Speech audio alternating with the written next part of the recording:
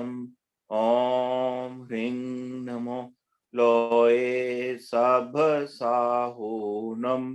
ॐ ह्रीं नमो अरहन्ताणम् ॐ ह्रीं नमो सिद्धानम् ॐ ह्रीं नमो आयर्याणम् ॐ ह्रीं नमो उभचायानम् ॐ ह्रीं नमो लोये सभसाहूनम्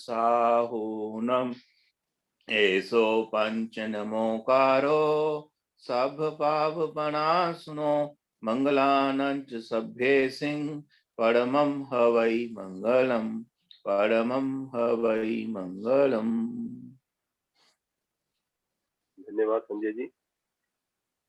आराध्य देव के चरणों में कोटि कोटि वंदन।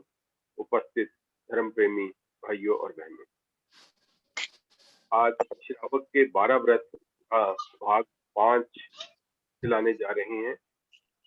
उपासक जी भी हमारे साथ जुड़ गए हैं। मैं अब सभी को ये रिक्वेस्ट करता हूं कि जैसा कि पंजाब सभा का प्रयास है कि आप सभी को समझा के श्रावक बनाया जाए, 12 व्रती श्रावक बनाया जाए। तो इस 12 व्रती श्रावक बनने को तैयार हैं, वो ये बुक जो है मैंने चैट बॉक्स में डाल दी है, वहां से डाउनलोड कर सकते हैं और भरकर हमें भेज दें। मैं अब ज्यादा समय ना लेता हुआ उपासक सूर्य प्रकाश जी से आग्रह वो आज की कार्यशाला आरंभ करें। और साथ ही मैं इंद्र मित्र का भी स्वागत करता हूँ, चेयरमैन जी तो अभी अभी ज्वाइन किए। धन्यवाद।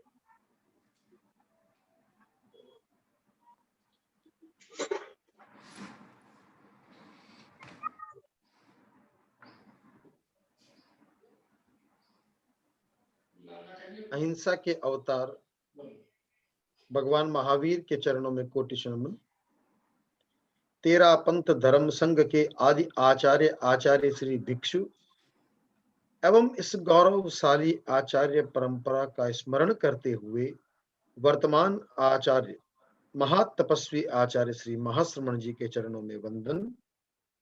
देश भर में विराजित साधु साधियों के चरणों में वंदन। पंजाब प्रांतीय सभा के पदाधिकारीगण और इस जूम मीटिंग से जुड़े हुए सभी संभागी गण। हमने पिछली 4 कक्षाओं में श्रावक के 12 व्रतों के बारे में सुना, उसे समझने का प्रयास किया और कहीं न कहीं उन्हें स्वीकार करने का मानस भी बनाया, मन भी बनाया। पिछली कक्षा में हमारे अध्यक्ष महोदय, पंजाब प्रांतीय सभा के अध्यक्ष महोदय श्रीमान केवल कृष्ण जी का यह एक अनुग्रह था कि हम इन 12 ही व्रतों को 2 भागों में 6-6 करके एक बार और रिवाइज कर लेते हैं और साथ ही साथ में इन व्रतों के अतिचारों की भी चर्चा करते हैं। इनके अतिचार क्या होते हैं, इनकी भी चर्चा करते हैं, ताकि इनको एकदम अच्छी तरह से समझ लिया जाए और समझ करके फिर इन्हें स्वीकार किया जाए, तो हम वास्तव में सही मायने में 12 व्रती श्रावक बन पाएंगे।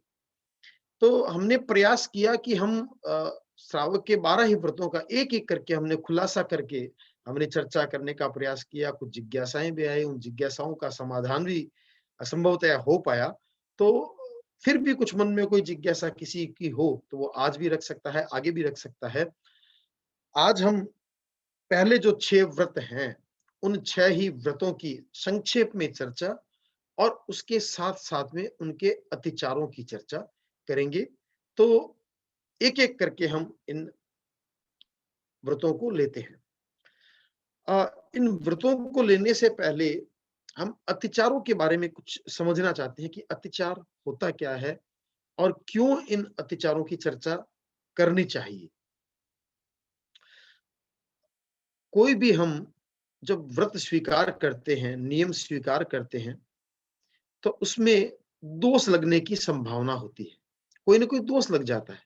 आपने त्याग किया कि मुझे 1 महीने के लिए मिठाई खाने का त्याग है, और हो सकता है आपने 29वें दिन मिठाई खा ली, कोई दोष लग गया, याद नहीं रहा। कुछ न कुछ ऐसे दोष होते हैं जो दोष, जिन दोष से हमें ये हमारा जो नियम लिया हुआ है, हमने जो व्रत स्वीकार किया है, उसमें दोष लग जाता है। इन दोषों को 4 भागों में बांटा गया: अतिक्रमण, व्यतिक्रमण, अतिचार और अनाचार।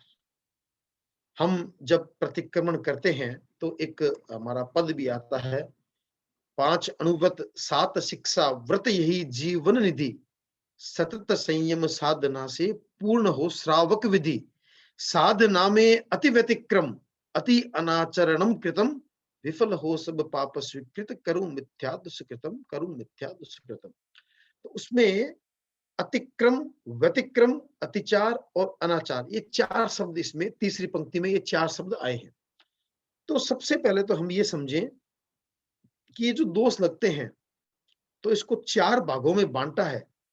तो ये 4 भाग कौन-कौन से हैं? जैसे कि मैंने आपको अभी बताया, 4 नाम मैंने आपको बता दिए।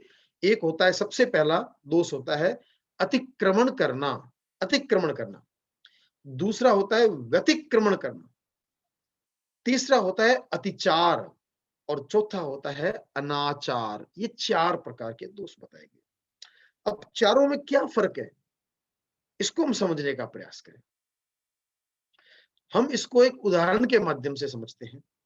आप समझें कि आपने कोई उपवास किया और चौविहार उपवास किया कि भाई आज मैंने चौविहार उपवास करना है, चाहे वो संवत्सरी का दिन हो, चाहे कोई अन्य दिन हो, आपने चौविहार उपवास कर लिया। और गर्मी तेज थी, दोपहर तक तो आपको कोई इतनी दिक्कत नहीं हुई, लेकिन दोपहर के बाद में आपको भयंकर प्यास लगी।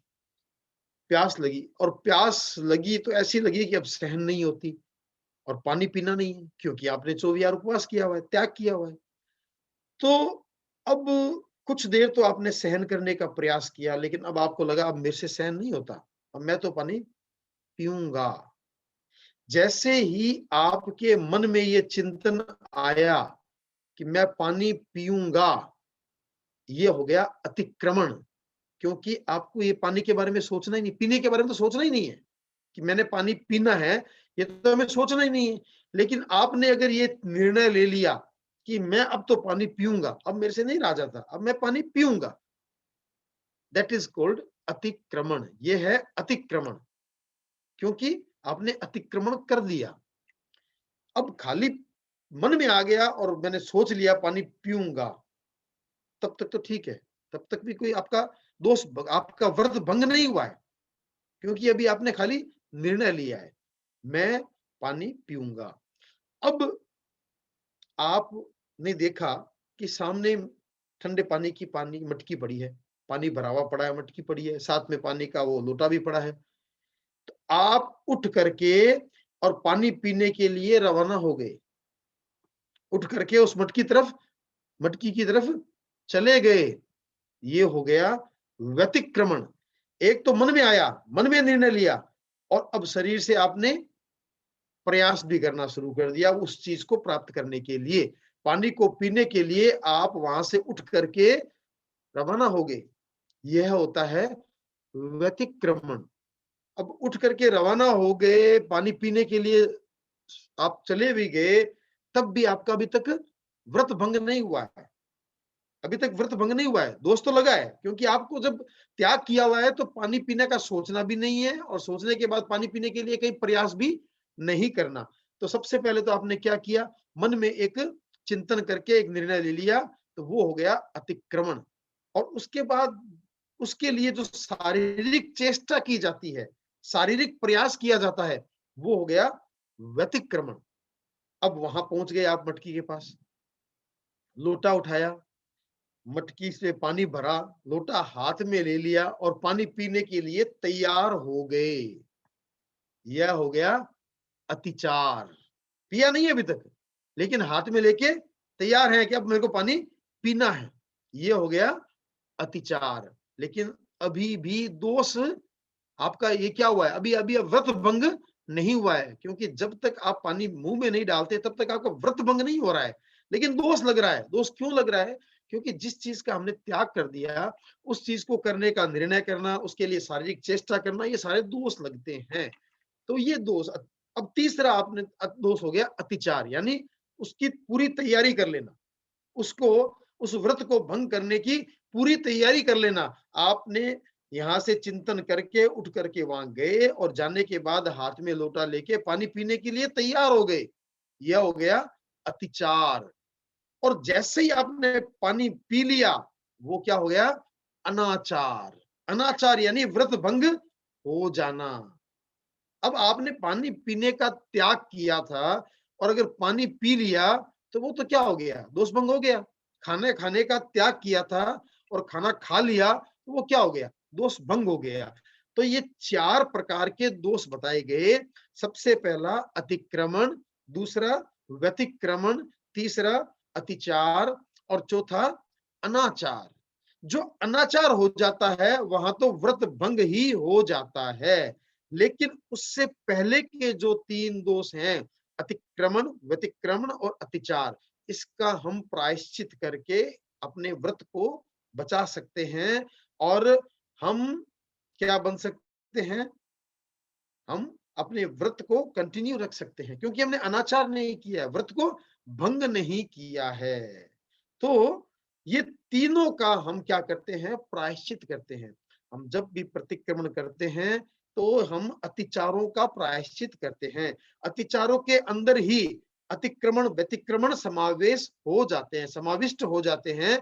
तो हम अतिचारों का प्रायश्चित करते हैं। अनाचार का प्रायश्चित नहीं होता है। अनाचार का तो फिर दंड ही लेना पड़ता है। अनाचार तो मतलब व्रत भंग हो जाना, और अतिचार का मतलब व्रत भंग नहीं होते, लेकिन वो दोष लगते हैं।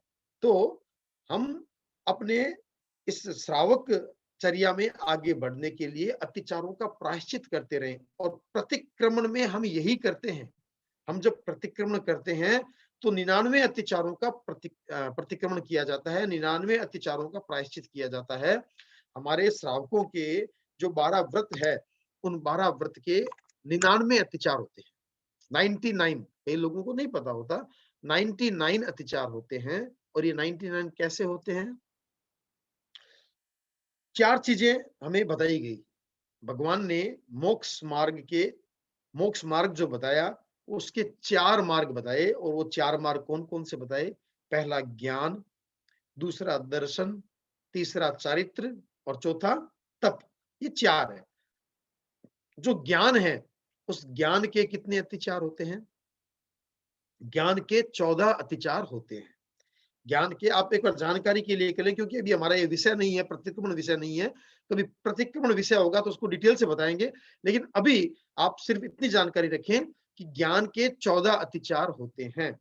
दर्शन के 5 अत्याचार होते हैं। हम जब प्रतिक्रमण करते हैं, बोलते हैं ना, लक्ष्य के प्रति चित्त में संदेह या भय छा गया, जो नहीं है लक्ष्य उसके प्रति हृदय ललचा गया, धर्म फल की प्राप्ति में मानस अगर विचलित हुआ, और मिथ्या दर्शनों में भाव यदि विकृत हुआ। इस पद में 5 अत्याचार हैं दर्शन के। मैं उन अत्याचारों की चर्चा अभी नहीं करूंगा, क्योंकि ये हमारा विषय नहीं है। तो ज्ञान के 14, दर्शन के 5। अब आता है चारित्र। चारित्र किनके होता है? चारित्र होता है साधु साध्वियों के। साधु साध्वियों के चारित्र, पूर्ण चारित्र होता है। लेकिन हम श्रावक हैं, हमारे पूर्ण चारित्र तो नहीं होता। तो हमारे क्या होता है? चरिताचरित।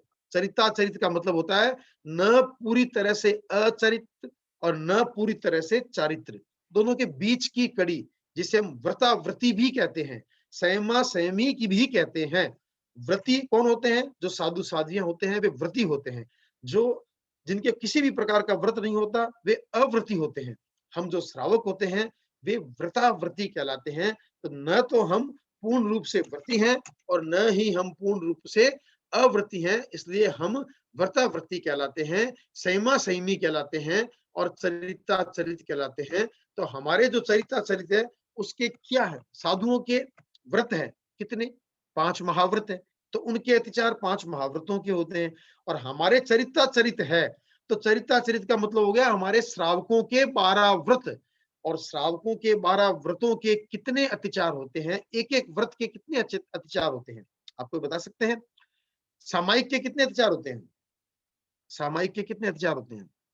हम रोज बोलते हैं, जब हम सामायिक पूरी करते हैं हम रोज बोलते हैं, 9वें सामायिक व्रत में जो कोई अतिचार दोष लगा हो, कितने बोलते हैं? 5 बोलते हैं। मन की सावध्य प्रवृत्ति की हो, वचन की सावध्य प्रवृत्ति की हो, काया की सावध्य प्रवृत्ति की हो, सामायिक के नियमों का पालन न किया हो, सामायिक समय से पूर्व पाट दी गई हो, ये 5 अतिचार सामायिक है। तो जिस प्रकार से सामायिक के 5 अतिचार होते हैं, उसी प्रकार से 12 ही व्रतों के, अहिंसा से लेके यथा संविभाग, इन 12 ही व्रतों के 5-5 अतिचार होते हैं। तो 12 व्रतों के कितने अतिचार हो गए? 12 इंटू 5 इज इक्वल टू 60, 60 अतिचार ये हो गए। 15 अतिचार होते हैं कर्मादान के। कर्मादान के संभवतः पहले मैं कभी एक क्लास में चर्चा की थी। कुछ कर्मादान होते हैं, यानी कुछ कर्म ऐसे होते हैं जो श्रावक के लिए करणीय नहीं होते हैं। कुछ व्यापार ऐसे होते हैं जो श्रावक के लिए करणीय नहीं होते हैं। जैसा मैंने आपको बताया था, चमड़े का व्यापार करना, शराब का व्यापार करना, अस्त्र शस्त्रों का व्यापार करना, बड़े बड़े वनों को काटने का व्यापार करना, और भी ऐसे वनों को जलाने का व्यवसाय करना, हाथी दांत का व्यवसाय करना, ऐसे जो व्यवसाय होते हैं वो श्रावक के लिए करणीय नहीं होते।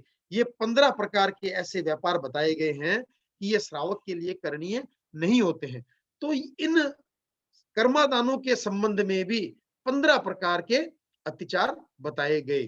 तो 60 तो आपको पहले बता दिए और 15 ये हो गए, तो टोटल कितने हो गए? 75। ये 75 अतिचार चारित्र के होते हैं। ज्ञान के 14, दर्शन के 5 और चारित्र के 75। कितने हो गए खुल्लर साहब? कितने हो गए? 75, 5, 80 और 14 94, 94। और चौथा अपना मार्ग कौन सा रह गया? तप, जिसे हम संलेखना कहते हैं, संलेखना मार्ग। और संलेखना के भी 5 अतिचार होते हैं। तो 94 और 5 कितने हो गए? 99। तो ये मेरे बताने का मकसद ये था कि जो हम श्रावक धर्म हमारा है, हमारे श्रावक धर्म के 99 अत्याचार होते हैं। और 99 अत्याचार किस प्रकार से होते हैं ये मैंने आपको एक एक बता दिए, किसके कितने होते हैं। ज्ञान, दर्शन, चारित्र और तप के मिला के 99 अत्याचार होते हैं।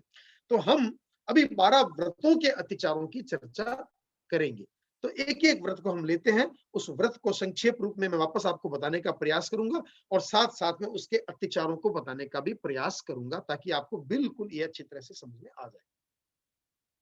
सबसे पहला व्रत था हमारा अहिंसा अणुव्रत। अहिंसा अणुव्रत का मतलब ये है हिंसा से अपने आप को बचाने का प्रयास करना।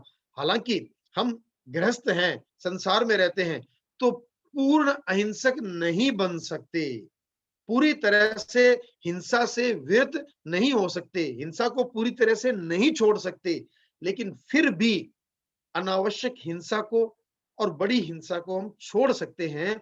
और इसको छोड़ने के लिए हमने एक व्रत स्वीकार किया। इसमें हमने कहा कि मैं किसी निरपराध त्रस्त प्राणी की संकल्प पूर्वक हत्या नहीं करूंगा। इसमें 3-4 बिंदु आए थे। सबसे पहला, मैं किसी निरपराध, निरपराध यानी ऐसे प्राणी की हिंसा नहीं करूंगा जिसने किसी प्रकार का कोई अपराध नहीं किया, जिसने मुझे कोई तकलीफ नहीं दी, जिसने मुझे कोई कष्ट नहीं दिया, या जिससे मेरा कोई नुकसान होने की संभावना नहीं है। मेरा किसी भी प्रकार से कोई भी नुकसान होने की संभावना नहीं है, या मुझे किसी ने कष्ट नहीं दिया, ऐसे व्यक्ति की, ऐसे जीव की मैं हिंसा नहीं करूंगा। सबसे पहली बात निरपराध। दूसरी बात त्रस्त प्राणी। त्रस्त प्राणी यानी चलने फिरने वाले प्राणियों की, स्थावर की बात नहीं कर रहे हैं। 5 प्रकार के मैंने स्थावर आपको बताए थे, पृथ्वी काय, अप काय, तेजस काय, वायु काय और वनस्पति काय। इन 5 की हम चर्चा नहीं कर रहे हैं अभी, उनकी हिंसा तो हमें जगह जगह पे करनी पड़ती है। लेकिन जो त्रस काय के जीव हैं, यानी 2 इंद्रिय से लेके 5 इंद्रिय तक के जो जीव हैं, चलने फिरने वाले जीव हैं, उन जीवों की पहली बात तो थी निरपराध और दूसरी त्रस्त प्राणी की। मैं किसी निरपराध त्रस्त प्राणी की संकल्प पूर्वक हत्या नहीं करूंगा। संकल्प पूर्वक, जानबूझ करके, यह सोच करके मैं इसको मार दूंगा, ऐसा सोच करके मैं हत्या नहीं करूंगा। हाँ, कहीं चलने फिरने में, कोई काम करने में, कोई गाड़ी के नीचे अचानक कोई जीव जंतु आ गया, हमने उसका त्याग नहीं किया है। हमने त्याग किया है संकल्प पूर्वक वध करने का। तो हमारा मूल में जो त्याग इतना ही है कि मैं किसी निरपराध त्रस्त प्राणी की संकल्प पूर्वक हत्या नहीं करूंगा। इसके साथ साथ में अगर हम चाहें, हमारी मानसिकता हो, तो हम इसको और विस्तृत कर सकते हैं। और विस्तृत कैसे करें? हम स्थावर की सीमा भी कर सकते हैं। स्थावर की सीमाकरण का मतलब ये हुआ, हम वनस्पति की सीमा कर लें, पानी की सीमा कर लें, अग्नि की सीमा कर लें, इनका भी सीमाकरण करके स्थावर काय की हिंसा को भी मर्यादित कर सकते हैं, सीमित कर सकते हैं, कम कर सकते हैं। तो जितना जितना हम कम करेंगे, उतना उतना हमारा व्रत है। जितना जितना हम खुला रखेंगे, उतना उतना हमारा अव्रत है। अब ये हमारे पे निर्भर है कि हमें व्रत में कितना रहना है और अव्रत में कितना रहना है, ये हमारे ऊपर है। ठीक है, लेकिन जो 12 व्रत स्वीकार करता है, उसको कम से कम इतना तो स्वीकार करना ही पड़ेगा कि मैं किसी निरपराध त्रस्त प्राणी की हत्या नहीं करूंगा। तो जैसा कि मैंने पहले भी ये प्रश्न किया था, आज फिर कर रहा हूं, क्या आप लोग में से कोई ये चाहते हैं कि हम ऐसी हिंसा करें? हम किसी त्रस्काय के जीव की, जिसने हमारा कोई नुकसान नहीं पहुंचाया, न ही नुकसान पहुंचाने की संभावना है, ऐसे जीव की आप हत्या करना चाहते हैं, संकल्प पूर्वक हत्या करना चाहते हैं? कोई नहीं चाहते। तो हम इस व्रत को स्वीकार करने में हमें कोई आपत्ति नहीं है। हम आप आराम से स्वीकार कर सकते हैं। और कुछ आगार भी अगर हम रखना चाहें, तो आगार भी हम रख सकते हैं। आप जब वो पुस्तिका देखेंगे तो उसमें आगार दिए हुए हैं, आप आगार भी रख सकते हैं। अब हम आगे चले इसके अतिचारों की तरफ। अहिंसा अणुव्रत के अतिचार, इसके 5 अतिचार, जैसे मैंने आपको बताया 12 ही व्रतों के 5-5 अतिचार है। तो 5-5 अतिचार है। तो गुरुदेव श्री तुलसी ने श्रावक संबोध में इन 5 ही अतिचारों का एक बहुत ही अच्छे दोहे में गुरुदेव श्री तुलसी ने बताया है कि वद बंधन अंग भंग अति भार नहीं हो, हाँ भार नहीं हो, विच्छेद वृत्ति का क्यों बेकार कहीं हो, क्यों रहे क्रूरता करुणा कोमलता हो, हाँ कोमलता हो, श्रावक जीवन में मैत्री निर्मलता हो। ये 5 अतिचार गुरुदेव श्री तुलसी ने इस दोहे में कहे। और ये 5 अतिचार कौन कौन से हैं? सबसे पहला वध, बंध, बंध यानी बंद करना, किसी को बांधना, बांध करके रख लेना। भगवान महावीर ने आनंद श्रावक से कहा कि आनंद, तुमने हिंसा का त्याग किया है, किसी को मारने का त्याग किया है कि मैं किसी त्रस्त प्राणी को मारूंगा नहीं, लेकिन इसके साथ साथ तुम्हें इन बातों का भी ध्यान रखना पड़ेगा, क्योंकि ये जो बातें हैं, ये जो अतिचार हैं, ये व्यक्ति को हिंसा की ओर ले जाते हैं, हिंसा की ओर मोड़ देते हैं। तो वो 5 अतिचारों की भगवान ने चर्चा की। तो सबसे पहला अतिचार बताया बंधन, बंध, किसी को बांधना, किसी प्राणी को बांध करके रखना, चाहे पशु पक्षी को या किसी मनुष्य को बांध करके रखना। ये बांध करके रखना भी एक प्रकार की हिंसा है। तो इससे भी तुम्हें बचना है। तो सबसे पहला जो बताया गया अतिचार बंधन, बंध। और दूसरा बताया गया वध, वध का मतलब मारना, पीटना। हमने जान से तो किसी को नहीं मारा, लेकिन इतनी पिटाई कर दी, इतना मारा, इतना पीटा।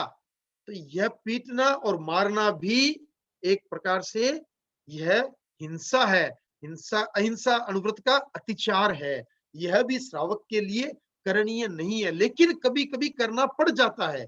कभी ऐसी बात आ जाती है, कई बार बहनों को तो अपने बच्चों को भी पिटाई करनी पड़ जाती है। कई बार किसी अधीनस्थ, कोई जो हमारे यहाँ काम करता है, कोई नौकर चाकर है, या कोई और भी ऐसे व्यक्ति हैं जिसने ऐसी गलती कर दी, किसी के पे हाथ उठ जाता है, तो ये अतिचार है, ये अहिंसा अणुव्रत का अतिचार है। हालांकि हमने त्याग नहीं किया है, हमने यह त्याग नहीं लिया कि किसी की हम पिटाई भी नहीं कर सकते, लेकिन अगर हमने हिंसा करने का त्याग लिया है तो हमें यह काम भी करने नहीं चाहिए, लेकिन फिर भी कभी कर दिया तो हम इसके लिए क्या कर लेते हैं, तस्मिच्छामि दुक्कडम।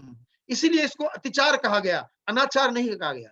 अनाचार कब होगा, जब हम किसी की जान ले लेंगे, किसी को मार देंगे, वो अनाचार हो जाएगा, वो हमारा व्रत भंग हो जाएगा। लेकिन अगर हमने किसी को थप्पड़ लगा दिया तो उससे हमारा व्रत भंग तो नहीं हुआ, लेकिन दोष लग गया, हमारे अहिंसा में दोष लग गया। तो इसका पहला था बंधन, दूसरा था वध, किसी की पिटाई करना, किसी को मारना, और तीसरा अंग भंग कर देना। अंग भंग का मतलब किसी का नाक काट लेना, किसी का कान काट लेना, किसी का हाथ काट देना, अंगुली काट देना, ये इस तरह से अंगों का विच्छेद कर देना, अंग काट देना, ये अंग भंग। ये सामान्यतः नहीं करते हम लोग, ऐसा कोई काम नहीं करते हैं। पहले वाले दो काम तो हम करते हैं, बांधना वाले काम भी कर देते हैं, कभी पशु पक्षियों को बांध देते हैं। देखो, एक तो व्यवहार में बांधना होता है, आपके घर पे गाय बंधी हुई है, उसको बांधना पड़ता है, ये व्यवहार है, क्योंकि नहीं बांधोगे तो फिर आप उसको सुरक्षित नहीं रख पाओगे, तो वो बांधना अलग बात है। और एक हिंसक प्रवृत्ति से बांधना, तूने अपराध किया है, अब मैं तेरे को 2 दिन तक बांध के रखूंगा, ये हिंसक प्रवृत्ति से बांधना अलग बात है, और व्यवहारिक भाषा में बांधना अलग बात है। तो हमारे द्वारा कई बार ये बंधन भी हो जाता है। वध यानी किसी की पिटाई, यह हमारे द्वारा कई बार हो जाती है, तो ये अतिचार है, ये दोष लग जाते हैं। और तीसरा हमने कहा अंग भंग, किसी अंगों का विच्छेद कर देना। और चौथा है अति भार। अति भार, बहुत ज्यादा भार लादना। हालांकि यह जो अतिचार है सामान्यतः पशुओं के संबंध में है, किसी बैल पर, किसी गधे पर, जो भार उठाने का काम करता है, भार ढोने का काम करता है, या हम ऊंट कह दें, भार ढोने का काम करते हैं, इन पशुओं पर अति भार लाद देना। आपके घर पे बैलगाड़ी है, बैलगाड़ी का काम ही यही है, सामान उठा के ले जाना, लेकिन एक बैल की क्षमता है 100 किलो उठा के ले जाने की, आपने उसके ऊपर डाल दिया 500 किलो, इसको कहते हैं अति भार, जो इसकी क्षमता से बाहर है, ज्यादा डाल देना। आपने, आपके हाथ में 2 थैले थे, आपने कोई मजदूर ले लिया कि भाई मेरे ये वहां तक घर तक पहुंचा दे, या कुली ले लिया हमने, तो उसको आपने जितना भार हम नहीं उठा सकते उससे ज्यादा दे दिया, वहां तक भी ठीक है। अति भार का मतलब बहुत ज्यादा डाल देना, जिसकी जो उसकी क्षमता नहीं है उससे ज्यादा भार डालना। वहां पे इसका मतलब क्या है, हमारे भीतर क्रूरता है। और हमने अहिंसा का मतलब क्या लगाया था, करुणा, क्रूरता का नहीं होना, क्रूरता कम होना। तो हम किसी पे अति भार डालते हैं, इसका मतलब हमारे भीतर कहीं ना कहीं क्रूरता है, तो हम अपनी क्रूरता को कम करें, करुणा को बढ़ाएं, इसलिए किसी पर अति भार भी न डालें। यह भी अतिचार है। कई बार हो सकता है आप रेलवे स्टेशन पे उतरे और कुली से कहा, और कुली ने कहा नहीं बाबूजी कोई बात नहीं मैं उठा लूंगा, और कोई दूसरा कुली दिखा नहीं, आपने उसके ऊपर 2 की जगह 3 अटैचियां डाल दी, ये क्या है तो अति भारी। तो ये अतिचार कई बार हमारे द्वारा भी हो जाते हैं, ऐसे दोष लग जाते हैं। तो चौथा जो था अति भार, और पांचवा था विच्छेद वृत्ति, यानी भक्त पान का विच्छेद करना, किसी के खाने पीने का विच्छेद करना, किसी को खाना नहीं देना, खाना खा रहा हो उसको छोड़ा देना, रोक देना। आपके घर पे हो सकता है कोई पशु बंधा हो, गाय बंधी हो, कुछ भी बंधा हो, उसको टाइम पे खाना ना देना। आपके घर पे कोई काम करने वाला नौकर चाकर होगा, आपने खाना 1 बजे खा लिया, उसको कह दिया कि तुम पूरा काम करके 4 बजे खाना, अभी नहीं खाना। ये क्या है, ये भक्तपान विच्छेद है, किसी के खाने में अवरोध पैदा करना, पीने में अवरोध पैदा करना, यह काम भी श्रावक के लिए करणीय नहीं है। और विशेष करके घर में जो बहनें रहती हैं उनके लिए विशेष करके ये चिंतनीय बात है कि हम किसी के खाने पीने में अवरोध पैदा ना करें, अपने काम के स्वार्थ के लिए, अपने काम को जल्दी करवाने के लिए किसी के खाने पीने में अवरोध पैदा ना करें, यह भक्तपान विच्छेद कहलाता है। तो यह भी हमारे अहिंसा अणुव्रत का एक अतिचार है। तो ये 5 अतिचार जिनकी मैंने आपके सामने चर्चा की, एक बंधन, किसी को बांध के रखना, वध, किसी को मारना, पीटना, पिटाई करना, तीसरा अंग भंग, किसी के अंगों का विच्छेद करना, अंग काट लेना, कान काट दिया, नाक काट दिया, अंगुली काट दी, अंगों का विच्छेद करना। चौथा अतिभार, बहुत ज्यादा भार लादना किसी के ऊपर। और पांचवा भक्त पान विच्छेद, यानी खाने पीने के बीच में अवरोध पैदा करना, खाना पीना ले लेना, खाना पीना नहीं देना, खाने पीने के विच्छेद पैदा करना, यह भक्त पान विच्छेद होता है। तो ये 5 प्रकार के हमारे पहले अणुव्रत, अहिंसा अणुव्रत के अत्याचार बताए गए। अगर हमारे द्वारा कोई भी अत्याचार का सेवन हुआ हो तो हम यही कहते हैं तस्मिच्छामि दुक्कडम। हम जब प्रतिक्रमण करते हैं तो यही बोलते हैं, निष्करुण हो प्राणियों को कष्ट जो मैंने दिया, पीट करिया बांध अंगो पांग का छेदन किया, लाद कर अति भार पशुओं पर स्वयं निर्दय बना, जीविका विच्छिन्न करिए हृदय पापों से सना। यही बोलते हैं ना।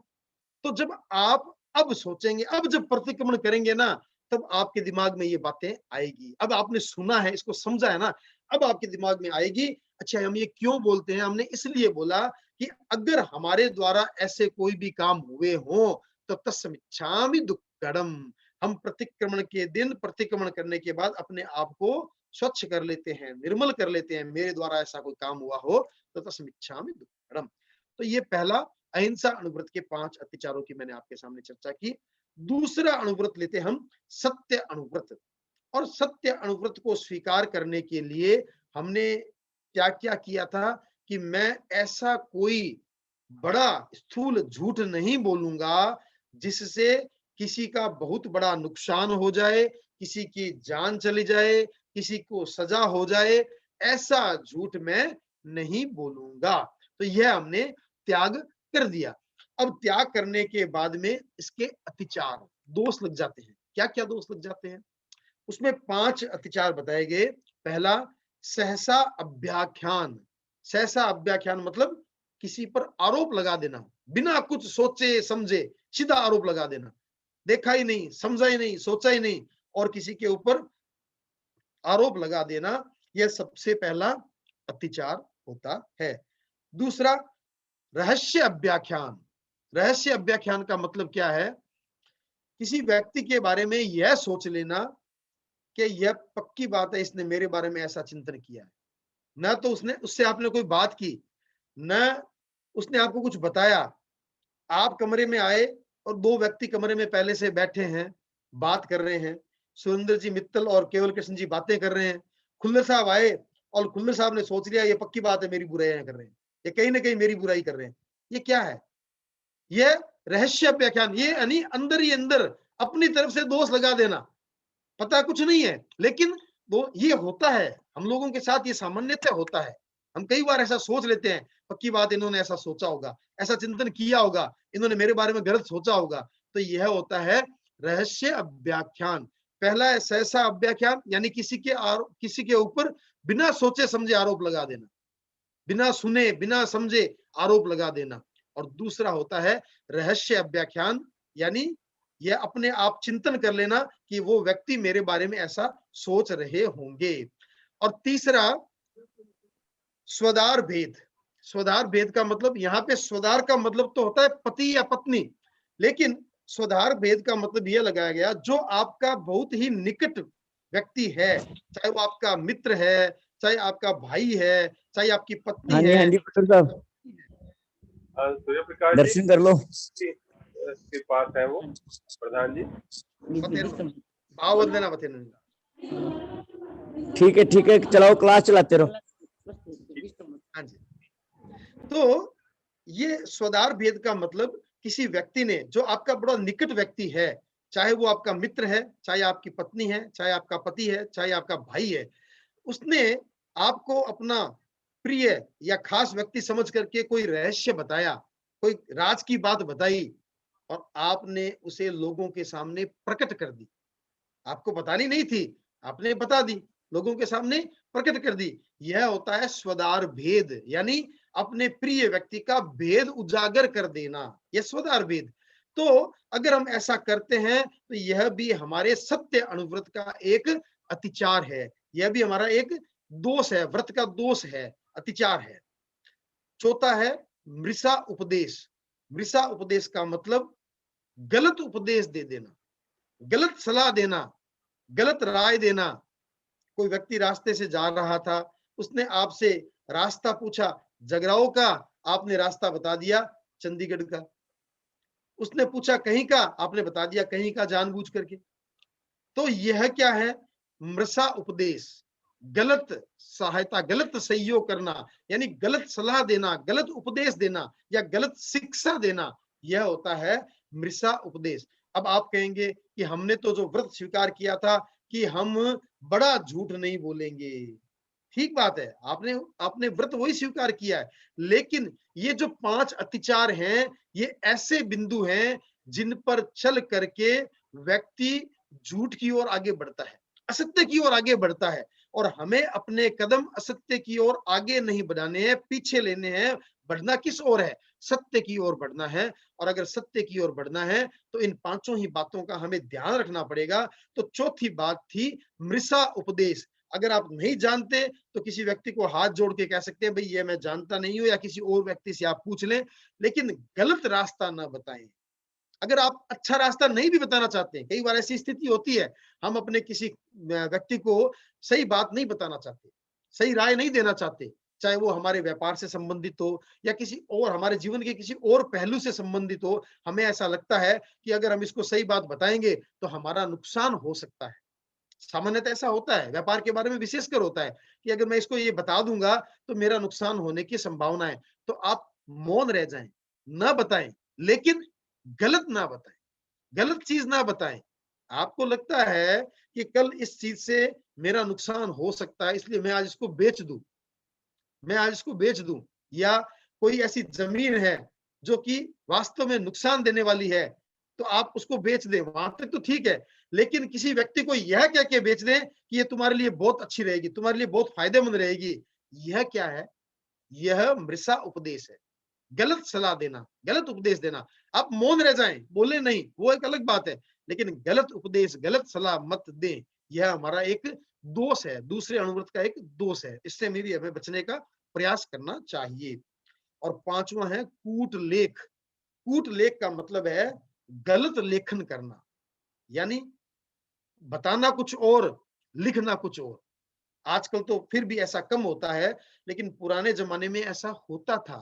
गांव में जो किसान भोले वाले होते थे, जमींदार होते थे, सेठ होते थे, वो देते 100 रुपए और लिखते 1000 रुपए।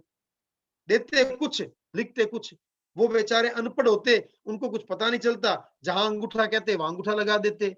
तो ये कूट लेख, इसको कूट लेख कहते हैं। और हमने तो ऐसा भी सुना है कि असम बंगाल में जब हमारे व्यापार व्यापार करने जाते हमारे भाई लोग, तो वहां पे क्या करते, जब बिल बनाते तो जैसे ऊपर तारीख लिखते ना, तो तारीख लिख दी 10-10, 10-10, यानी 10वां महीना 10 तारीख आज समझ लो है, 10-10 लिख दिया। उसके नीचे लिखते 5 रुपए का आटा, 7 रुपए का ये, 10 रुपए का ये, 15 रुपए का ये, सारी लगा के। और जब टोटल करते तो ऊपर वाले जो 10-10 लिखे होते उसको भी जोड़ देते साथ में, उसको साथ में जोड़ देते। तो ये क्या है? ये कूट लेख है, ये गलत है। तो यह भी हमें नहीं करना होता है, श्रावक के लिए यह भी करणीय नहीं है। लेकिन फिर भी अगर हमारे द्वारा हमारे सत्य अनुभव को स्वीकार करने के बाद में इन 5 में से कोई भी काम हो गया, 5 में से कोई भी काम अगर हमारे द्वारा हो गया, चाहे तो हमने किसी के ऊपर आरोप लगा दिया, या रहस्य अभ्याख्यान हो गया, या किसी का भेद, किसी का राज हमने किसी के सामने प्रकट कर दिया, किसी को गलत सलाह दे दी या कूट लेखन कर दिया, तो हम प्रतिक्रमण के समय तस्मिच्छामि दुक्कडम कहते हैं। अगर हमारे द्वारा ऐसा कुछ हो गया हो, तो चाहे भूल से, जाने अनजाने, कैसे भी अगर हमारे द्वारा ऐसा कुछ हो गया हो, तो हम तस्मिच्छामि दुक्कडम करके अपने इस भार को हल्का कर लेते हैं। तो दूसरा जो अनुव्रत है सत्य अनुव्रत, और उसके अतिचार, ये 5 अतिचारों की मैंने आपके सामने चर्चा की। तीसरा अनुव्रत है अस्तेय। अस्तेय यानी चोरी नहीं करना, अचौर्य अनुव्रत। और अचौर्य अनुव्रत में हम त्याग लेते हैं कि मैं किसी बड़ी चोरी में शामिल नहीं होऊंगा। बड़ी चोरी का मतलब हमने बताया, किसी का ताला तोड़ करके, दीवार तोड़ करके, दरवाजा खोल करके, अलमारी खोल करके कोई सामान निकाल के ले आना, हम इसको बड़ी चोरी कहते हैं। और इस ऐसी चोरी करने का हम क्या करते हैं? प्रत्याख्यान करते हैं। हम ऐसी चोरी नहीं करेंगे। लेकिन अगर हमें अपने अस्तेय व्रत को और मजबूत बनाना है तो इन 5 अतिचारों की तरफ भी ध्यान देना होगा। और ये 5 अतिचार कौन-कौन से हैं? सबसे पहला अतिचार चोरी की वस्तुओं को खरीदना। चोरी की वस्तुओं को खरीदना। आपको पता है यहाँ पे कोई चोर बाजार लगता है और वहां गए और वहां से आप परचेजिंग करके आ गए, या कोई व्यक्ति आया और आपको पता है ये चोरी करके लाता है और आपने वो सामान खरीद लिया। अब आप कहते हो मैंने चोरी का त्याग किया भाई, मैंने चोरी की नहीं है। लेकिन अगर हम चोरी की गई वस्तुओं को खरीदते हैं तो आप समझिए आप उस चोर को बढ़ावा दे रहे हैं, आप उस चोर को प्रेरित कर रहे हैं कि तू और चोरी करके लेके आ, मैं और खरीदूंगा।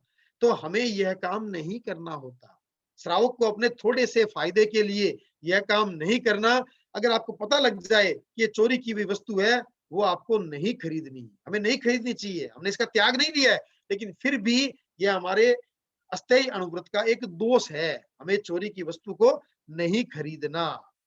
दूसरा, तस्कर प्रयोग समर्थन, यानी मैं चोरी नहीं करूंगा, लेकिन जो चोरी करने वाला है उसको सहायता करना, उसको सामान उपलब्ध कराना। चोरी करने के लिए क्या सामान चाहिए, उसको कोई रस्सी चाहिए, कोई ताला तोड़ने के लिए कोई हथौड़ी चाहिए, कोई और ऐसे औजार चाहिए। तो उसने कहा भाई मैं तो देख चोरी नहीं करता, मैं ये काम नहीं करता, अब तुम्हें करना हो तो ये सामान ले जा मेरे से, ये मेरे पास हथौड़ा पड़ा तुम ले जा ताला तोड़ने के लिए, ये मेरे पास रस्सी पड़ी है तो दीवार फांदनी है तो ये रस्सी ले जा। तो यह भी एक क्या है, अतिचार है।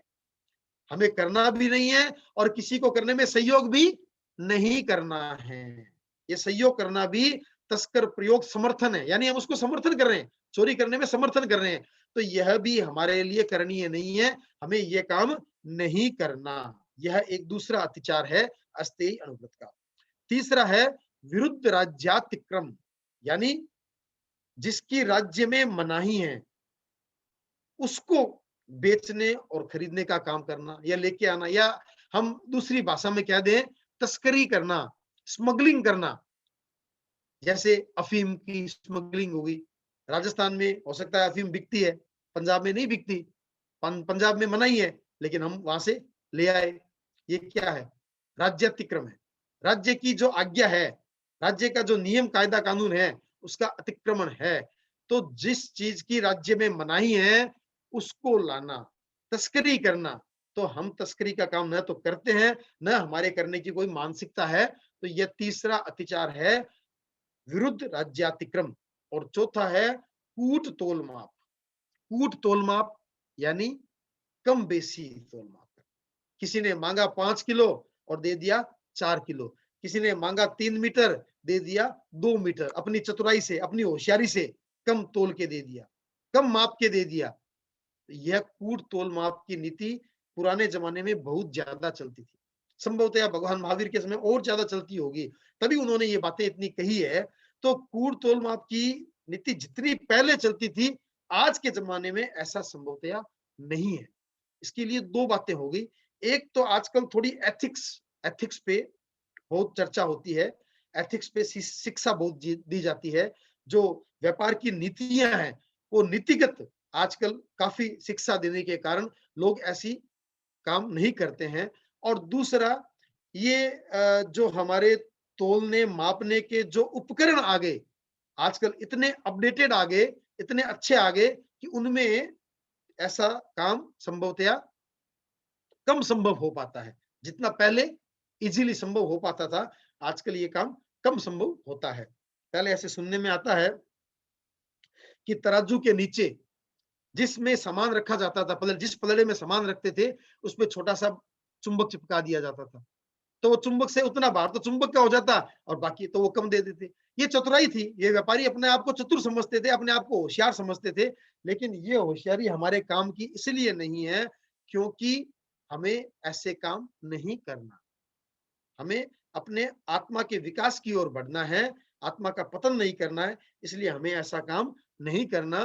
तो ये कूट तोल माप हमें नहीं करना, जितना जो मांगेगा व्यापार करेंगे और पूरी प्रामाणिकता के साथ, नैतिकता के साथ व्यापार करेंगे, हमें कूट तोल माप नहीं करना।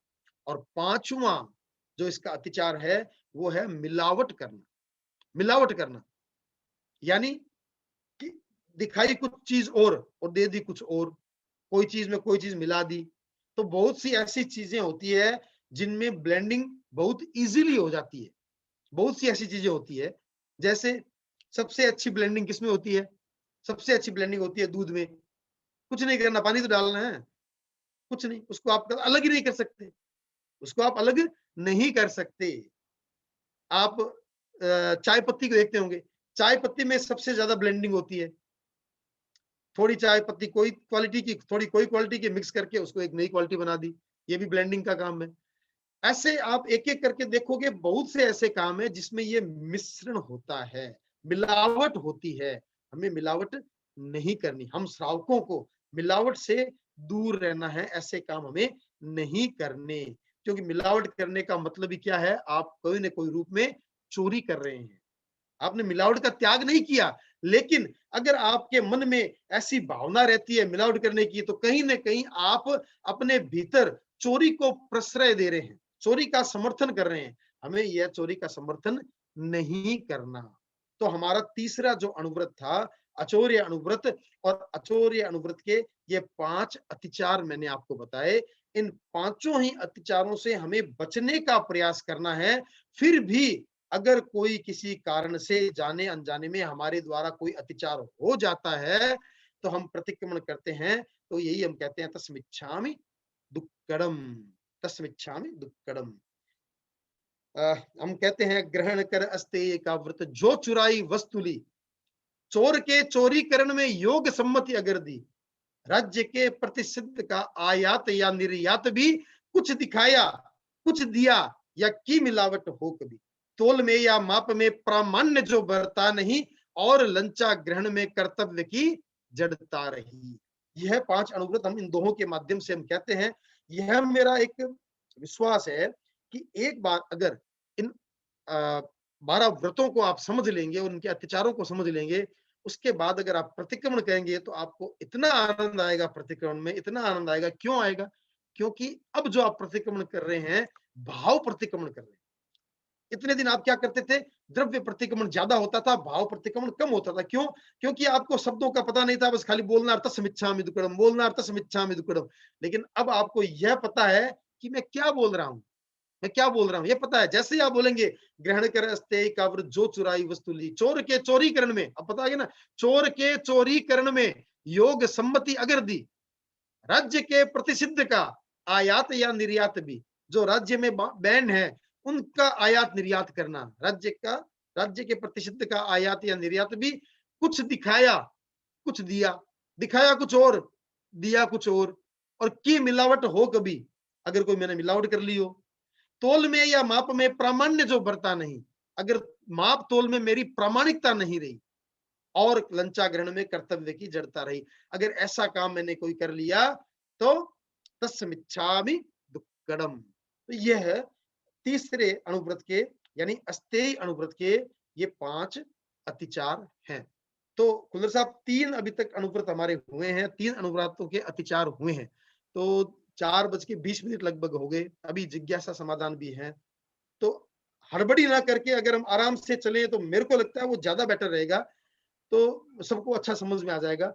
तो हम जिज्ञासा समाधान के लिए अभी आमंत्रित कर लेते हैं कि हमने 3 अनुव्रतों के बारे में और अनुव्रतों के, तीनों ही अनुव्रतों के अतिचारों के बारे में अभी चर्चा की है। अगर किसी भाई बहन की कोई जिज्ञासा हो तो वो रख सकता है, उस जिज्ञासा का समाधान अभी हम करने का प्रयास करेंगे, और अगली 2 कक्षाओं में इसको पूरा संपन्न करने का प्रयास करेंगे। तो किसी भाई बहन की कोई जिज्ञासा हो तो वो कृपया आप अपनी जिज्ञासा रखने का प्रयास करें। सबसे पहले संतोष बहन, हमारी उपासिका संतोष जैन हैं, तो उन्होंने यह हैंड रेज किया है, मैं इनको अनम्यूट कर रहा हूं। तो संतोष जी, आप अपनी ओर से अनम्यूट कर लें। जी, जय जिनेंद्र सूर्य प्रकाश जी। हाँ, जय हाँ, जिनेंद्र, जय जिनेंद्र। सभी को आप जय कैसे जिनेंद्र। अभी तक आप बाहरी लंदन ही है, यहाँ आ गए? नहीं, यूके में ही हूँ अभी मैं। यूके में ही अभी, ठीक है। हाँ जी, हाँ जी, बस मैं यही जानना चाहती हूँ। मैं इनके प्रति बहुत बहुत प्रमोद भावना करता हूँ कि इन्होंने लंदन यूके रहते हुए भी, मैं संभवतः एक क्लास भी इन्होंने छोड़ी नहीं है, संभवतः एक क्लास भी इन्होंने छोड़ी नहीं है। तो इनके प्रति बहुत बहुत प्रमोद भावना है ये। शायद एक छुट्टी है मेरी, एक छुट्टी। अच्छा, ठीक है, तस्मिच्छामि। हाँ, प्रश्न तो पूछिए संतोष जी। हाँ, मैं ये पूछ रही थी, जैसे विदेश में हम आते हैं, आप आयात या निर्यात के बारे में कहते हैं ना, हाँ तो मैं यही जानना चाहती थी, जैसे हम वहां से कुछ चीजें लेके आते हैं, ऐसी चीजें जो बच्चों को पसंद होती है, हाँ हाँ हाँ हाँ ठीक है। तो मतलब है तो यहाँ डर तो होता ही है उस चीज का, तो ये भी देखिए, हमारे चोरी में आ जाती है, और चोरी नहीं व्रत में आती है। नहीं चोरी में नहीं है। देखिए, दो बातें हैं, मैं बताऊं आपको, दो बातें हैं। एक होता है किसी चीज का प्रतिबंध होना, किसी चीज का प्रतिबंध होना। एक होता है हम अपने साथ ले आए, हमने ड्यूटी बचा ली। दो बातें अलग अलग है, ठीक है ना। हाँ जी, प्रतिबंध का मतलब है वो अलाउड नहीं है, कोई चीज इंडिया में लाना, वो चीज लाना अलाउड नहीं है, वो हम लेके आएंगे। अगर वैसा हम करते हैं तो वो सामान्यतः, देखो हमारा दोस्त है, दोस्त तो वो भी है। अगर हम ड्यूटी नहीं लेके लाते हैं तो वो भी हमारा दोस्त है।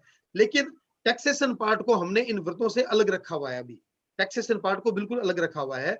तो टैक्सेशन पार्ट एक अलग बात है, और एक ऐसी चीज जो राज्य के द्वारा प्रतिबंधित है। जैसे मैंने आपको उदाहरण दिया कि पंजाब में राजस्थान से अफीम लाना, नशा लाना प्रतिबंधित है, ला नहीं सकते, वो गलत है, वो ले आए, वो उस बात की चर्चा कर रहे हैं। और एक होता है कि राजस्थान से हम लाएंगे तो हमें टैक्स देना पड़ेगा, तो इसलिए हम अपनी गाड़ी में डाल के ले आए, वो एक अलग मैटर है, उसकी चर्चा हम अभी नहीं कर रहे।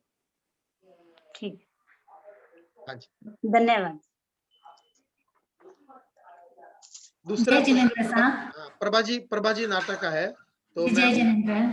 जय जिनेंद्र जी। जय जिनेंद्र साहब। हाँ प्रभा जी बोलो। आपने बहुत अच्छा समझाया, लगभग समझ में आ गया है। एक दो शंका है, जिसे हाँ जी बताइए। मिलावट नहीं करनी है, तो इसका दूध बहुत गाढ़ा आता है और बच्चों को उतना गाढ़ा दूध नहीं देना होता है, तो वो हम मिला के देते हैं पानी उसमें, तो क्या उसमें भी दोष लगता है? देखिए, आप अपनी चीज में कुछ भी करें, आपको कौन मना करने वाला है। आप Actually, दूध में बच्चों के पानी, प्रति वो हमारा दोष भाव। नहीं नहीं नहीं नहीं नहीं नहीं, वो नहीं, बात समझिए बात को। आपको किसी ये अतिचार का मतलब क्या है? इस अतिचार का मतलब ये है, किसी ने अगर आपको दूध के पैसे दिए हैं और आप उसको दूध में पानी मिला के दे रहे हो, चोरी वहां लग रही है, क्योंकि आपने पैसे तो लिए दूध के और दे रहे हो दूध के साथ में पानी, तो वो दोष लग रहा है। लेकिन अगर आपके पास, आपने किसी को दूध दे दिया, घर पे आ गया, अब आप बच्चों को पिलाने के लिए, चाय बनाने के लिए या कुछ और करने के लिए उसमें मिलावट करते हैं, वो मिलावट नहीं है। वो तो हम खाना बनाते हैं तो क्या है, सारी मिलावट ही मिलावट है। लेकिन वहां हमारा उद्देश्य कोई वस्तु बनाने का, कोई खाद्य पदार्थ बनाने का है, वहां हमारा उद्देश्य किसी को धोखा देना नहीं है।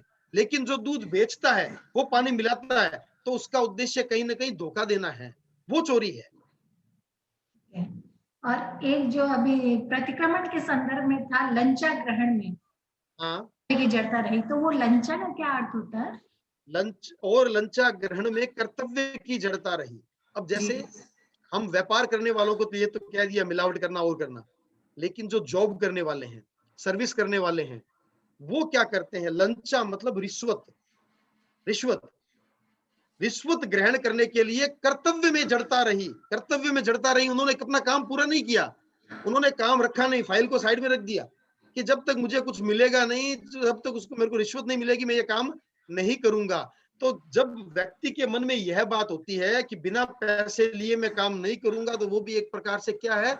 चोरी का दोष है, वो भी एक प्रकार से चोरी है। तो यहाँ पे कहा गया, और लंचा ग्रहण में कर्तव्य की जड़ता रही, मेरे अपने कर्तव्य में जड़ता रही। अगर मैंने रिश्वत प्राप्त करने के लिए मेरे किसी के काम को रोक लिया या काम नहीं किया, ये बात। और अपना काम करवाने के लिए अगर रिश्वत देनी पड़े तो देनी पड़े क्या? देते ही हैं, सारी देते हैं। कौन मेरी नहीं फाइल अटकी हुई आगे नहीं खिसक रही है, देना ही पड़ेगा। देखिए बात, हमने रिश्वत देने से हमारा कौन सा व्रत खंडित होता है बताइए? हमने जो व्रत स्वीकार अभी हम कर रहे हैं, क्या हमारा कोई व्रत खंडित हो रहा है रिश्वत देने से? लेना। आप क्या करोगे? कुछ बातें जो व्यवहारिक धरातल पर है, वो व्यवहारिक धरातल पर है, उसको हम इनकार नहीं कर सकते। तभी तो हम कहते हैं कि हम श्रावक हैं। हम पूरी तरह से न तो हिंसा से बच सकते हैं, न पूरी तरह से असत्य से बच सकते हैं, झूठ से बच सकते हैं, न पूरी तरह से चोरी से बच सकते हैं। हम पूरी तरह से इनसे नहीं बच सकते। ये कुछ ना कुछ हमारे दोस्त लगेंगे अपना काम करवाने के लिए, व्यापार करने के लिए, किसी का एडमिशन करवाने के लिए, कुछ ना कुछ ये हमें करना पड़ता है, ये अलग बात है। लेकिन हमने जो व्रत स्वीकार किया है उसमें हमें दोष नहीं लगाना।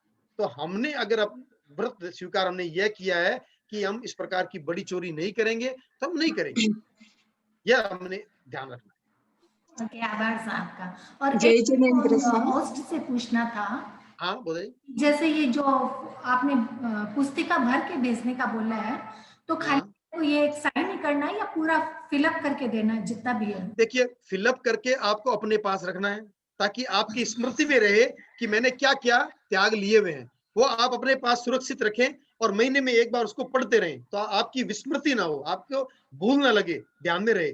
और लास्ट वाला जो फॉर्म है, उस फॉर्म में अपना नाम पता लिख करके साइन करके वो आप खुल्लर साहब को या केवल कृष्ण जी को भेज दें, ताकि हमारे पास एक रिकॉर्ड हो जाएगा और एक साथ हम सारे के सारे फॉर्म गुरुदेव के चरणों में भेंट कर पाएंगे। ओके, ये सेशन पूरे खत्म होने के बाद ठीक से सब। बाद में बिल्कुल। ओके, जय आभार जिनेंद्र सर। सर। जय हाँ, जय जिनेंद्र जिनेंद्र सर। हाँ। ये जो आप प्रतिक्रमण के अत्याचार करा रहे हो, अगर नया प्रतिक्रमण से ही कराओ तो हमारे वर्डसिंग थोड़ा अच्छे से बैठ जाएंगे, सीखा हुआ नहीं है। ओके जी, कोई बात नहीं। मैं अभी वैसे देखो, मैं हालांकि प्रतिक्रमण के अत्याचार तो नहीं करवा रहा, मीनिंग तो सेम ही है। हाँ, श्रावक के व्रतों के अत्याचार बता रहा हूँ अभी। ठीक है हाँ, कि अभी नए वाले प्रतिक्रमण की लैंग्वेज थोड़ी दूसरी है, लेकिन अत्याचार तो यही है, उसमें भी यही अत्याचार ही है, कोई अलग नहीं है। तो लेकिन वर्डिंग अलग है। तो मैं ये चाहता था कि जब आगे हम प्रतिक्रमण की क्लास चलाएंगे ना, तब हम उन प्रतिक्रमण की वर्डिंग्स को ले लेंगे। अभी तो मैंने ये खाली एक आपको समझाने के उद्देश्य से 2-3 पद बताए हैं, ताकि आप उसको कोरिलेट कर पाए कि हम प्रतिक्रमण करते हैं तो ये देखो, यही चीज है जो हम वर्षों से करते आ रहे हैं, वही चीजें हैं, वही चीजें मैं आपको समझाने का प्रयास कर रहा हूँ। ये कोरिलेट करने के लिए मैंने आपको ये सब चीजें बताई है। फिर भी प्रयास करेंगे कि नए प्रतिक्रमण के पदों को हम ले पाए। धन्यवाद सर। ये अंजू जी, आपका कोई प्रश्न है या कैसे? आपने आपका प्रश्न है, बोलिए। अंजू जी अपने आप को अनम्यूट। हाँ, ठीक। आवाज आ रही? आ रही है। हाँ, जय श्रीरेंद्र। हाँ, जय जी। मैं 2 हफ्ते से आपकी, आज मेरी सेकंड क्लास है। मैंने पिछले हफ्ते भी आपकी क्लास की थी, तब मुझे समझ में आया कि प्रतिक्रमण क्यों करना चाहिए। इसका इम्पोर्टेंस अब ज्यादा समझ में आ रहा है, इतने दिन से इतना नहीं समझ में आ रहा था, करते थे। और आज मुझे मालूम पड़ा कि अतिचार का क्या महत्व है, अतिचारों का। तो आज मैंने जब ये जो आपने अहिंसा अनुव्रत के जो 5वां अतिचार जो आपने बताया, विच्छेद वृत्ति, ये क्या होता है घर में जब कोई, जैसे ये लोग खाना खाते हैं तो हम लोग कभी टोक भी देते हैं कि नहीं आप ऐसे ये मत खाइए, या ये आपके लिए अच्छा नहीं है। बच्चों को भी टोक देते हैं, नहीं इतना ज्यादा नहीं खाओ, कम खाओ। तो इससे भी हमें क्या दोष लगता है? देखिए, दोष लगना अलग बात है। मैंने आपको अभी क्या कहा, हाँ। श्रावक को व्यवहार को ध्यान में रखना पड़ेगा, व्यवहार को ध्यान में रखना पड़ेगा। हमें जगह जगह पे, आपके हस्बैंड है, उनको शुगर है, मैं अन्यथा मत लेना, मैं उदाहरण दे रहा हूँ, आपके हस्बैंड को क्यों शुगर हो, लेकिन ऐसे समझ लीजिए, और उन्होंने मिठाई मांगी, आपने हटा दी मिठाई। ये किस लिए हटाई आपने? आपके मन में किसी का खाना छीनना नहीं है, आपके मन में उनका भला है, आप चाहते हैं कि उनको तकलीफ ना हो जाए, उनके अच्छे के लिए आप कर रहे हैं। यहाँ पे आप, ये दोष नहीं लग रहा है। हम दोष कहाँ लगाते हैं? जानबूझ के किसी का खाना छीन लेना, उसको रुकावट डालना। हम प्राय आप घरों में देखते होंगे, बहन, मैं आपकी बात तो नहीं करता, कई बहनें ऐसे कर देती है कि अपने जो काम करने वाले सर्वेंट होते हैं, नौकर होते हैं, उनको कहते हैं पहले पूरा काम खत्म करो, उसके बाद खाना खाना, अभी खाना नहीं खाना। तो ये क्या है? ये हमने उनको भूखा रखा, उनका खाना खाने में बीच में अवरोध पैदा कर दिया। हम इसकी बात कर रहे हैं। हम अपने बच्चों के भले के लिए, बच्चों के स्वास्थ्य के लिए, अपने पति के स्वास्थ्य के लिए, कि अपने भाई बंधु के स्वास्थ्य के लिए अगर किसी को रोकते हैं, टोकते हैं, तो वहां ये दोष नहीं, दोष की चर्चा हम नहीं कर रहे। ठीक है ना? हाँ जी, और कोई किसी का प्रश्न अगर हो? रंजू जी, कोई आप कुछ बोलना चाहते हैं? 1 मिनट, रंजू जी। हाँ, बाई चांस अगर हमारे क्लास अटेंड नहीं हो तो वापस रिपीट सुन सकते हैं, वैसा कुछ है? हाँ जी, सुन सकते हैं आप। मैंने इस चैट बॉक्स में फेसबुक का और यूट्यूब का दोनों का लिंक दे रखा है, आप वहां पे जाके ये वीडियो दोबारा देख सकते हैं। Okay, thank you. और किसी का कोई प्रश्न तो नहीं? अब संपन्न हो गया? एक मैं पूछ सकती हूँ? हाँ हाँ प्रभा जी पूछिए ना, कोई बात नहीं। जैसे अभी आपने कहा ना कि वो मिठाई सामने से हटा लेते हैं तो पाप नहीं लगता है आपको, लेकिन वैसे मैं देख, दो बातें हैं। दोष लगता है, आपने किसी के बीच में अंतराय डाली है, दोष तो लगता है, लेकिन मैं ये कह रहा था हम जो अत्याचारों की चर्चा कर रहे हैं उसमें इनको नहीं ले रहे हैं। ऐसे दोस्त तो हमारे जगह जगह पे लगे। मैं तो कह रहा हूं, ऐसे मैंने क्या कहा, आपकी फ्रूट की दुकान पे गए, आपने अंगूर खाया, है तो दोष ही ना, वो दोष ही है ना। लेकिन इनसे हम बच नहीं सकते। लेकिन जानबूझ करके किसी के खाने के बीच में अवरोध पैदा करना, वो बड़ा दोष है। उन दोषों से हमें बचना चाहिए। मैं अभी जो पूछना चाहती हूँ वो ये है कि जैसे दूसरे को नहीं, मैं कोई काम कर रही हूँ कि भी भूख लगी है लेकिन पहले ये काम खत्म कर लूं फिर खाऊंगी, तो वो भी मैं अपने ऊपर अत्याचार कर रही हूँ, अत्याचार कर रही हूँ। वो आप अपने खाने का वो विच्छेद कर रहे हैं, है तो अत्याचार, है तो अत्याचार। दूसरे का करो, अपने का करो, है तो अत्याचार। तो क्या उसमें भी दोष लगेगा?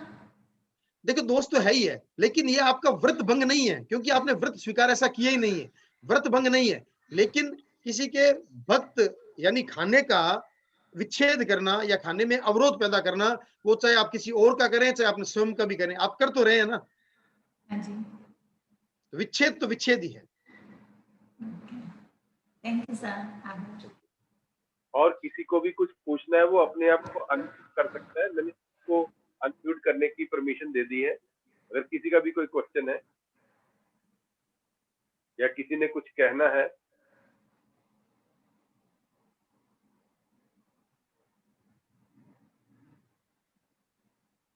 लगता है अभी किसी का सवाल नहीं है, तो पर अगले हफ्ते का भी बता दीजिए ताकि जो उपस्थित है उनको पता लग जाए।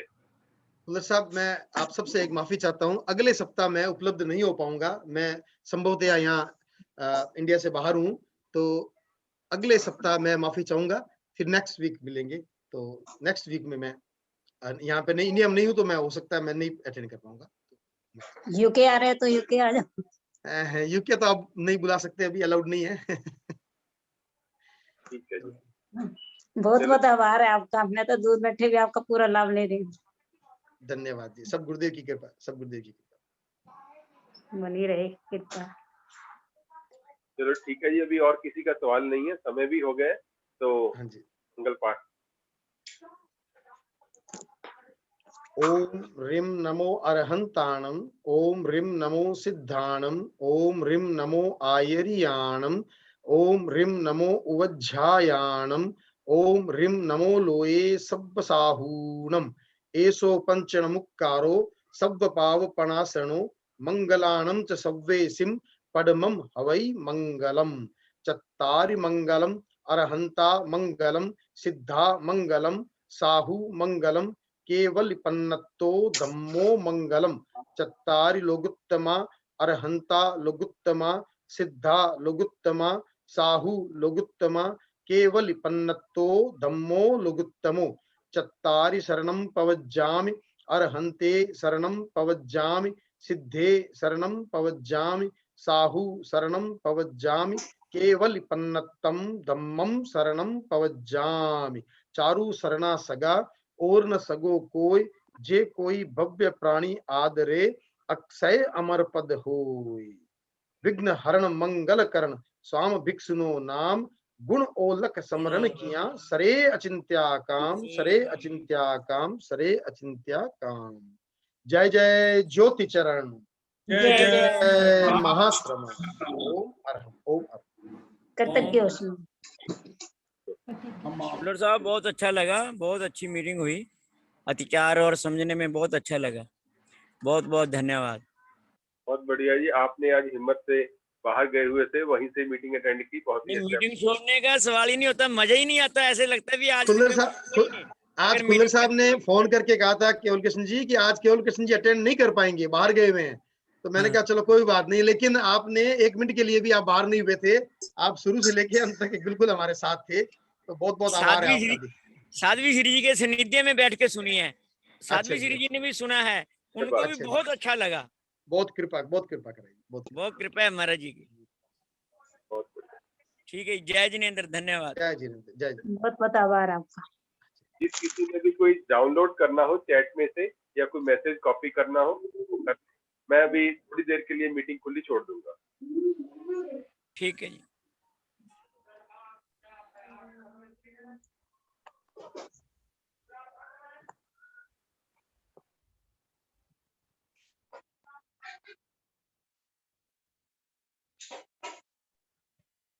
हाँ जी संजय जी, ठीक हो? हेलो संजय जी, ऑफ करके क्या? हाँ जी, आवाज नहीं आ रही, तुसी अनम्यूट करो अपने आप ਨੂੰ।